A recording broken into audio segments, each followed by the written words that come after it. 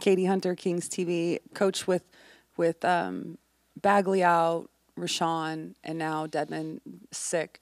Is Eric Mika someone that is going to have to immediately step in and provide? Yeah, he's played great recently, and we have trust with him. He knows the guys already from this summer and just being around. But yeah, he's gonna have to be ready to play, and that's it's really him and Harry down there, and this Laker team is big. So all hands on deck, and if that's not working, then we'll go small and see if we can't shoot the ball like we did last game and mix it up a little bit doing that.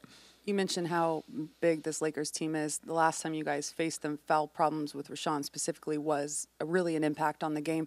What do you say to Eric and Harry going into this about picking and choosing kind of how aggressive they are in spots? Yeah, there are bigs. They have to be aggressive. If they get in foul trouble, we'll deal with that. But we gotta, if we're playing not to foul against, the front line of the Lakers, we're gonna be in trouble. So we got to play. They need to be physical. They need to be ready to rotate, get back, hit, rebound. I think we gave up 10 offensive rebounds last time we played them. Not just us. They hit the offensive glass. Against everybody they play. So we got our work cut out for us.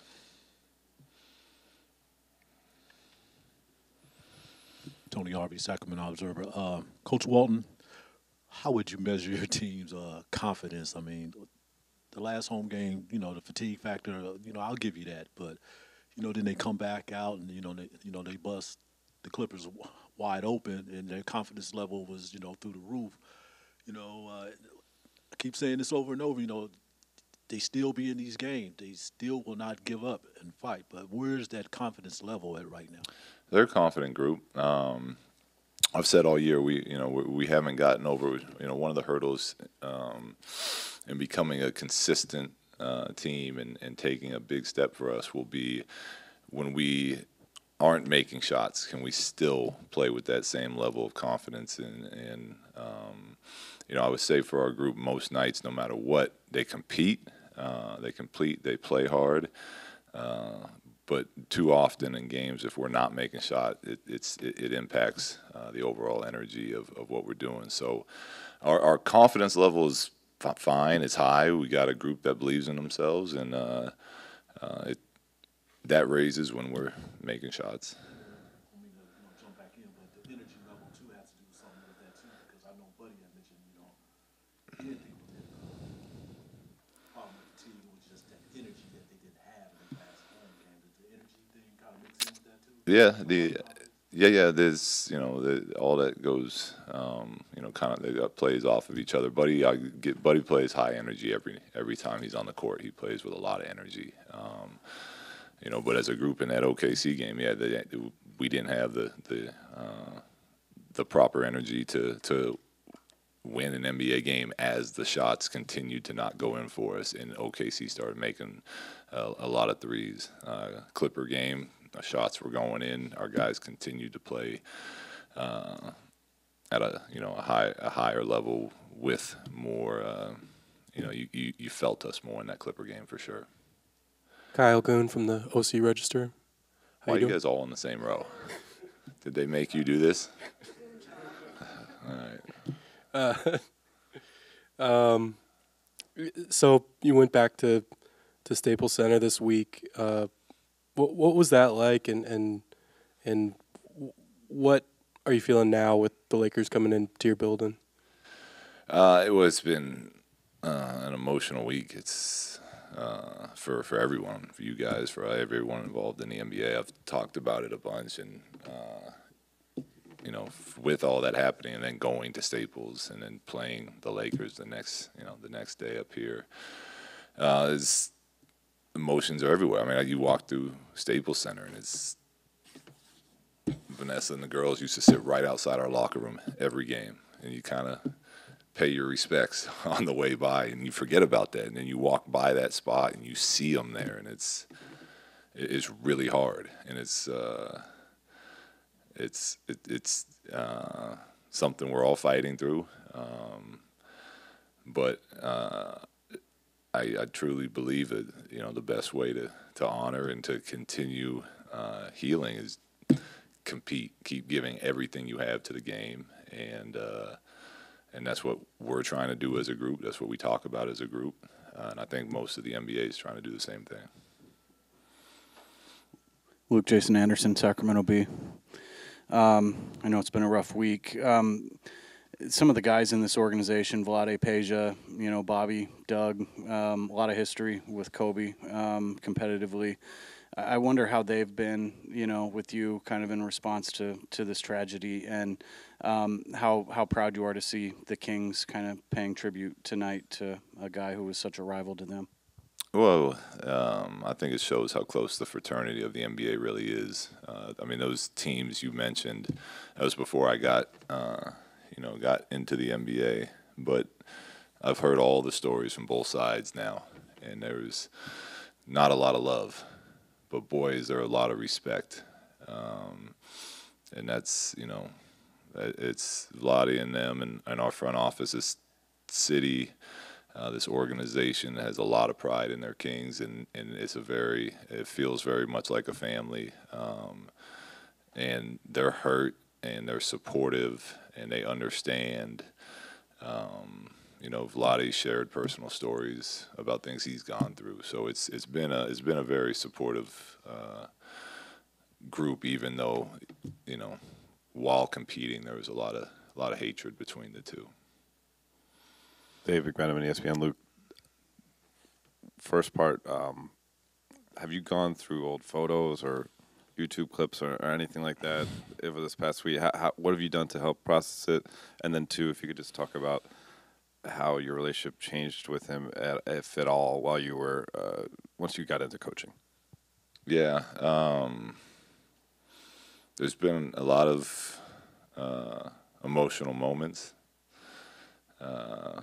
Watching the tribute videos and all the different segments, hearing stories from all the different players. Each night I've been watching. My son's 5.5 now, so when I've been in town, I put him to bed, and I've been pulling up Kobe Bryant. 10 minutes of the top 10 plays here or top 100 here off of YouTube, and we've had some fun doing that. But it's talking to old teammates. It's letting yourself be emotional. That is allowing to slowly accept what this is and what our new reality is. And it's just going to take more and more time, honestly. Tanya Ganguly, LA Times. When was the last time you spoke to him or had communication with him? This summer. I talked to him this summer. He's so funny. I remember, sorry to answer the last part of your question, Dave.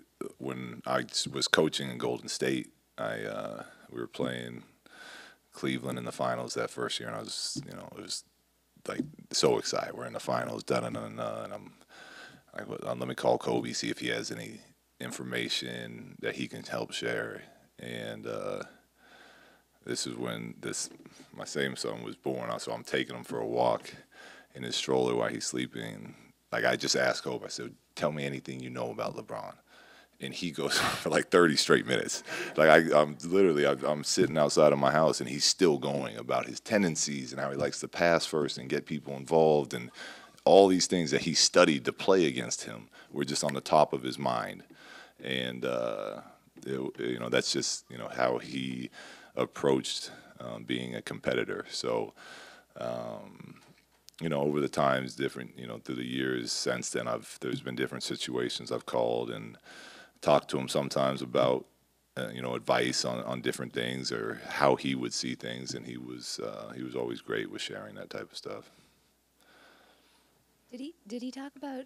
I mean, LeBron mentioned yesterday that he felt like Kobe's happier than Kobe had been in the last few years, happier than he'd ever been, and that he really enjoyed the time he gets to spend with his kids and all of that.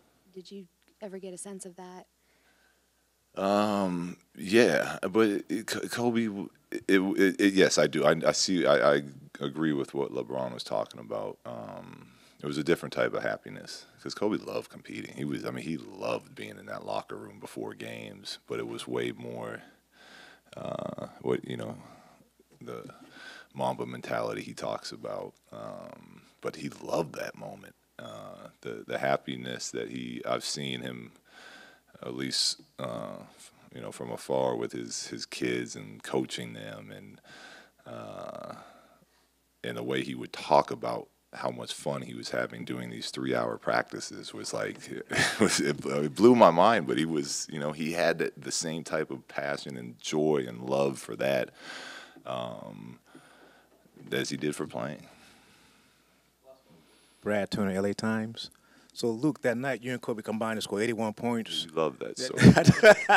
No, I was just wondering, with all the guys that you play with and you guys play with Kobe, what have you guys shared over the last couple of days about him?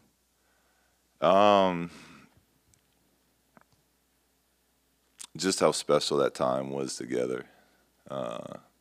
Probably more so for us than for Kobe. But to be part of those teams, and we had such a bond, like our group, it really felt like a family. And I talked to Farmar the other day, and Lamar, and even like Adam Morrison, who's just completely shook over these things. But a lot of it is the stories of we taught Kobe how to play quarters one night. He didn't know how to play quarters. So we're in the hotel room, and he was awful at it. So Kobe being Kobe, we kept hanging out and playing. He's over there on the side table just practicing for an hour straight. And it's team dinners and things like that are really where a lot of those conversations have I found them going where you start to feel a little better, and you find yourself laughing and enjoying the memories.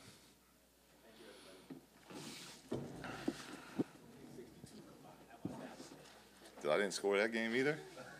You talking about the Dallas game? I did the highlights.